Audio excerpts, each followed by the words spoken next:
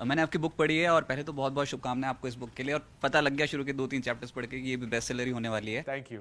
Sir, पर एक सवाल है इसमें, आपने बुक में ये लिखा है कि एक एक्टिव इनकम होती है, एक पैसिव इनकम होती है, यानी कि एक ही धुरी पे चल रहे हो, एक ही काम करते चले जा रहे हो ज़िंदगी भर, तो उससे तो दौलत बनेगी नहीं। तो आपको एक ऑल्टरनेटिव सोर्स, एक पैसिव इनकम की ज़रूरत होती है। अच्छा, सवाल ये है कि इतनी मुश्किल से तो ये वाली स्किल डेवलप करी थी कि अभी तो इस नौकरी में आए हैं, तो आप बोल रहे हो एक और सोचो।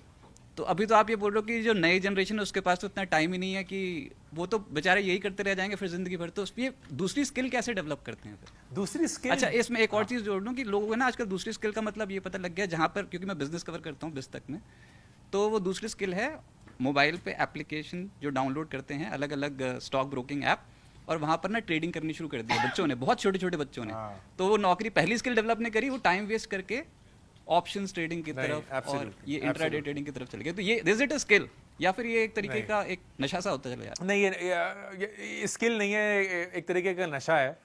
लत लग जाती है ना, वो खिलवाड़ जो होता है, क्योंकि बायोलॉजिकली हमें इन सब चीज़ों से बड़ी एक्साइटमेंट मिलती है कि अरे स्टॉक चढ़ गया, स्टॉक उतर गया, अरे बेच दो, खरीद लो। एंड हर एक इंसान की अलग अलग फितरत होती है, तो ये डेफिनेटली मैं इसको स्किल नहीं कहूँगा। जो स्किल होते हैं वो बहुत बहुत माहिर होते हैं, लेकिन वो मोबाइल पे नहीं कर रहे होते हैं, वो बहुत सारे एल्गोरिथम्स के साथ कर रहे होते हैं। ब्रॉडली जो आपका सवाल है वो बहुत अच्छा है कि एक्टिव और पैसिव इनकम का अंतर क्या है और इसको कैसे बनाया जाए जब वक्त की कमी हो। एक्टिव और पैसिव इनकम तो थोड़ा समझाऊंगा। एक्टिव इनकम मतलब जब तक आप अपना वक्त दे रहे हैं तब तक आप पैसे कमा रहे हैं। जब आप अपना वक्त देना बंद कर देंगे, पैसे कमाना बंद कर देंगे। ये होता है एक्टिव इनकम। मतलब एक तरीके से आपका वक्त और आपकी इनकम जुड़ी हुई है। पैसिव इनकम होती है कि आप बिना वक्त डाले हुए भी पैसे कमा सकते हैं, बिना वक्त डाले हुए। इसका मतलब ये नहीं है कि आप फ्री लोड मार रहे हैं, आपका दिमाग आपके लिए पैसे कमा रहा है, आपके स्किल्स आपके लिए पैसे कमा रहे हैं, आपकी नॉलेज आपके लिए पैसे कमा रही है, आपका एक्सपीरियंस आपके लिए पैसे कमा रहा है। सिंपल एग्जांपल देता हूं। बिस्तक अगर एक कंटेंट लॉन्च करता है, फर्ज करिए अपने चैनल पे या यूट्यूब पे या कहीं भी और, वो एक्टिवली कंटेंट बनाया जाता है, जैसे हम बना रहे हैं अभी। एक कैमरामैन है जो एक कंटेंट रिकॉर्ड कर रहा है, एक ऑडियो इंजीनियर है जो उसको प्रोसेस कर रहा है, एक एडिटिंग टेबल होगा जो उसको फिनिश करेगा, फिर वो जाके अपलोड होगा। तो लोग अपना वक्त डाल के इस कंटेंट को बनाएंगे। लेकिन जब ये कंटेंट फर्ज करिए यूट्यूब पे चला गया या बिस्तक के प्लेटफॉर्म पे चला गया, वो अब जिंदगी भर के लिए वहां है। मतलब अगर कल को किसी ने अंकुर वारिकू मंच सर्च किया, तो आज शूट हुए कंटेंट को वो कभी भी कंज्यूम कर सकते हैं, एंड उस पे चलते हुए एड्स उस समय भी पैसा कमा रहे होंगे, चाहे वो कभी भी बने हो। ये बनी पैसिव इनकम। आपने एक टाइम अपना वक्त डाला और फिर उस कंटेंट से एक तरीके से जिंदगी भर पैसा कमाया, चाहे जितना भी कम कमाया उसका फर्क नहीं पड़ता। किताब एक और एग्जांपल है। 3 महीने, 4 महीने, 6 महीने, 3 साल आपने लगा के किताब लिखी, वो आपकी एक्टिव इन्वेस्टमेंट है। लेकिन जब वो किताब छप गई तो वो अब जिंदगी भर जब तक बिकती रहेगी आपके लिए पैसा कमाती रहेगी, एंड ये आपकी पैसिव इनकम बन गई। तो सोच ये होती है कि यार मुझे दिहाड़ी का लेबर नहीं बनना है, मुझे ये नहीं करना है कि रोज सुबह मैं आऊंगा, चौक पे खड़ा होऊंगा और जो मुझे काम देगा उसके चलते मैं अपना पैसा कमाऊंगा। वो हमें करना ही करना है, हर एक इंसान को करना पड़ता है।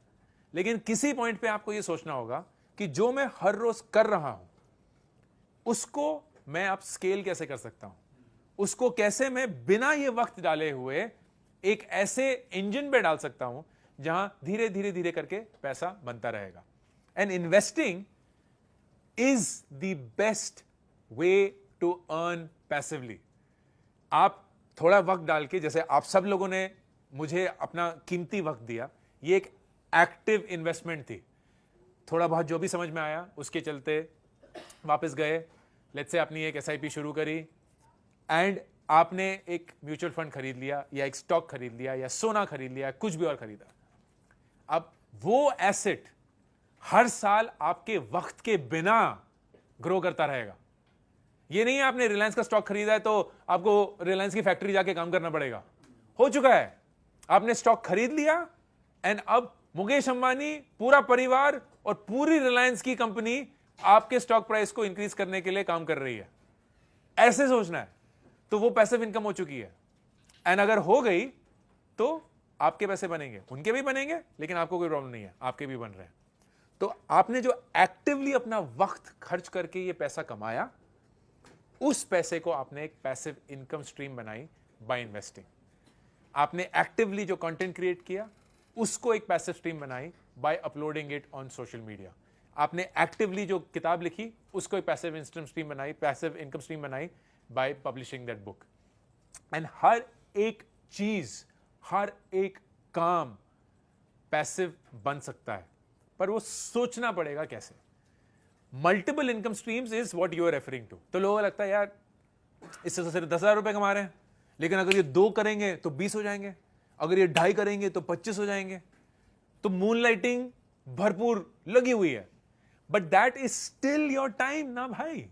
वो 24 ही तो घंटे हैं, तो तुम कितना अपना खून चूस के यहां भी 8 घंटे काम करोगे, इधर भी 8 घंटे काम करोगे, लोगों से झूठ बोलोगे, फर्जी डॉक्यूमेंट बना के यहां काम कर रहे हो, लोगों से छुपा रहे हो, एंड एक सरप्लस इनकम बना रहे हो, बट वो है तो एक्टिव ही।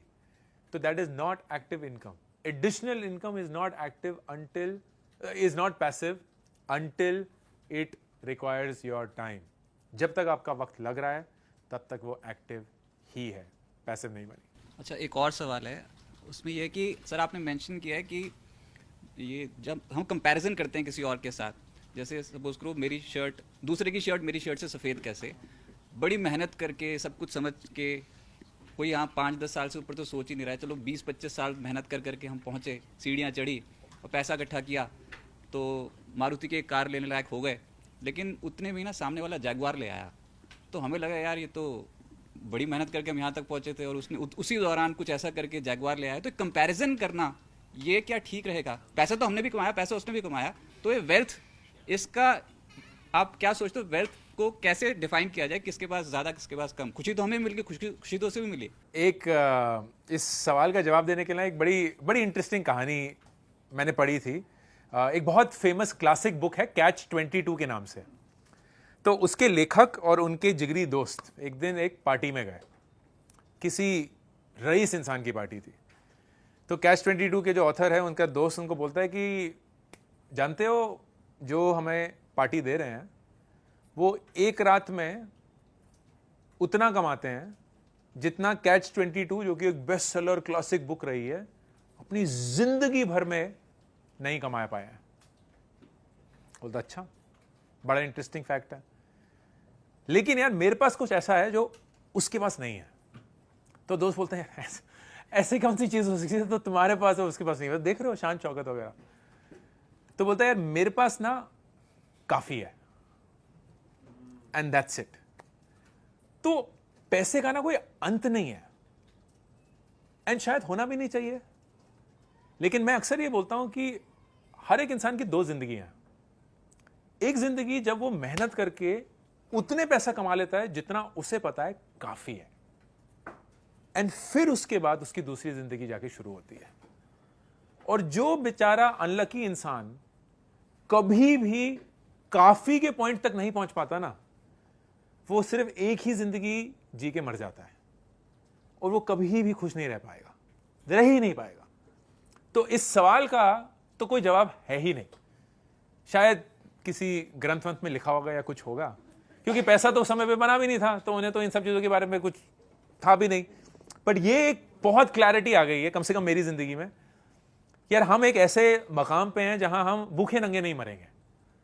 हम इतने प्रिविलेज्ड हैं, खासकर इस देश में, जहां मैं डेटा पढ़ रहा था, आई डोंट नो आप लोगों ने डेटा पढ़ा कि नहीं, कि कितना कमाना होगा, कमाना भी नहीं, कितना आपका नेट वर्थ होना चाहिए, कितना आपका नेट वर्थ होना चाहिए to be in the 0.1% of the country. 0.1%। US के लिए वो नंबर था $25 मिलियन। तो किसी के पास $25 मिलियन होने चाहिए, मतलब कम से कम 200 करोड़ रुपए, to be in the 0.1%। Bharat के लिए वो नंबर था $280,000, 1.5 करोड़ रुपए। 1.5 करोड़ रुपए अगर आपके पास है नेट वर्थ किसी भी उम्र में, आप इस देश के 0.1% में हैं। 0.1%। अगर आप 1 लाख रुपए महीना कमा रहे हैं, आप इस देश के टॉप 7% लोगों में से हैं। 7%। तो इस देश में जिस पॉइंट पे मैं हूं, मुझे लगता है मेरे पास काफी से भी बहुत ज्यादा है, बहुत ही ज्यादा है। तो मैं भाग तो रहा नहीं हूं। अब जब आप भागना छोड़ देते हैं या आपको यकीन हो जाता है कि आपके पास काफी है, तो फिर सामने वाले के पास कितना है, क्या है, फर्क नहीं पड़ता, क्योंकि शायद वो अपने काफी तक पहुंचे ही नहीं है। उनकी काफी जैगुआर है, हम अपने ऑल्टो में ही खुश हैं। तो काफी है। एंड एक इसमें कोट है किताब में जो बहुत खूबसूरत है कि पैसा ना होना एक इंसान को गरीब नहीं बनाता, हमेशा किसी चीज को चाहना इंसान को गरीब बनाता है।